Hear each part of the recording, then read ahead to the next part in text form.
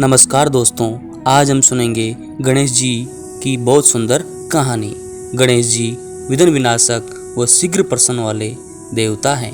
अगर कोई सच्चे मन से गणेश जी की वंदना करता है तो गौरी नंदन तुरंत प्रसन्न होकर उसे आशीर्वाद प्रदान करते हैं। वैसे भी गणेश जी जिस स्थान पर निवास करते हैं उनकी दोनों पत्नियां रिद्धि तथा सिद्धि भी उनके साथ रहती हैं।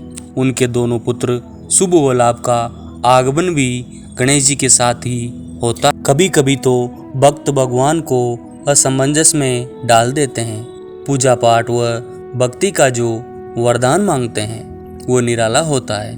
काफी समय पहले की बात है, एक गांव में एक अंधी बुढ़िया रहती थी। वो गणेश जी की परम भक्त थी। आंखों से भले ही दिखाई नहीं देता था, परंतु वह सुबह शाम गणेश जी की बंदगी में मगन रहती। नित्य गणेश जी की प्रतिमा के आगे बैठकर उनकी स्तुति करती, भजन गाती, वो समाधि में लीन रहती। गणेश जी बुढ़िया की भक्ति से बड़े प्रसन्न हुए। उन्होंने सोचा, यह बुढ़िया नित्य हमारा स्मरण करती हैं, परंतु बदले में कभी कुछ नहीं मांगती। भक्ति का फल तो उसे मिलना ही चाहिए। ऐसा सोचकर गणेश जी एक दिन बुढ़िया के सम्मुख प्रकट हुए तथा बोले, माई, तुम हमारी सच्ची भक्त हो। जिस श्रद्धा व विश्वास से हमारा स्मरण करती हो, हम उससे प्रसन्न हैं। अतः तुम जो वरदान चाहो हमसे मांग सकती हो।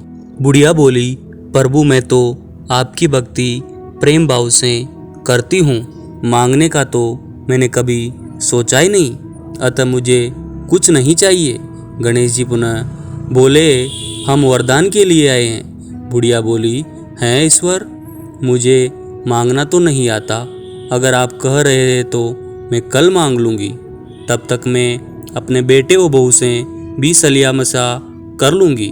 गणेश जी कल आने का वादा करके वापस लौट गए। बुढ़िया का एक पुत्र व बहू थे। बुढ़िया ने सारी बात उन्हें बताकर सलाह मांगी। बेटा बोला, माँ, तुम गणेश जी से ढेर सारा पैसा मांग लो, हमारी गरीबी दूर हो जाएगी, सब सुख चैन से रहेंगे। बुढ़िया की बहू बोली, नहीं, आप एक सुंदर पोते का वरदान मांगे, वंश को आगे बढ़ाने वाला भी तो चाहिए।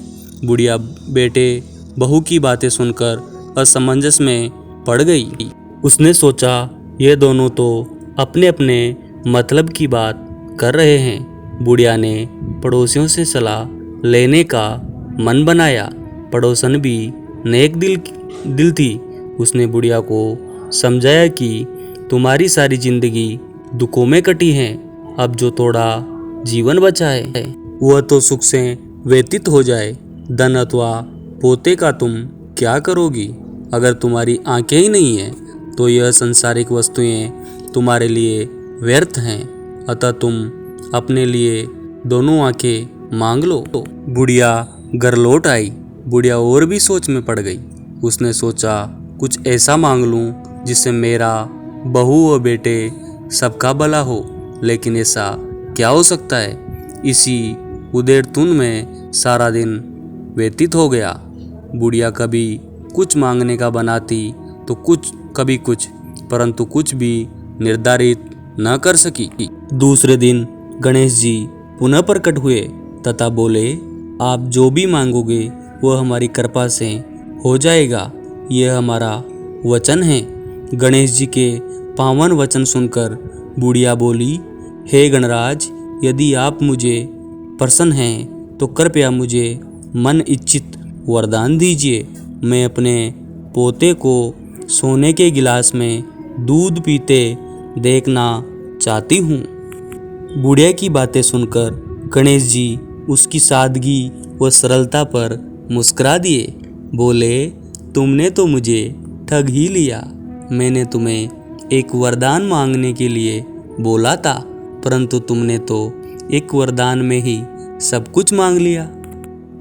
तुमने अपने लिए लंबी उम्र तथा दोनों आंखें मांग ली हैं। बेटे के लिए धन व बहू के लिए पोता भी मांग लिया है।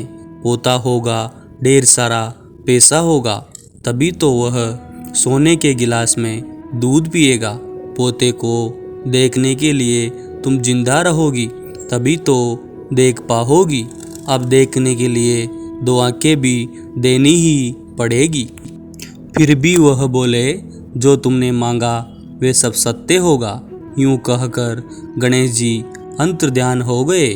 कुछ समय पाकर गणेश जी की कृपा से बुढ़िया के घर पोता हुआ। बेटे का कारोबार चल निकला। बुढ़िया की आंखों की रोशनी वापस लौट आई। बुढ़िया अपने परिवार सहित सुखपूर्वक जीवन व्यतीत करने लगी।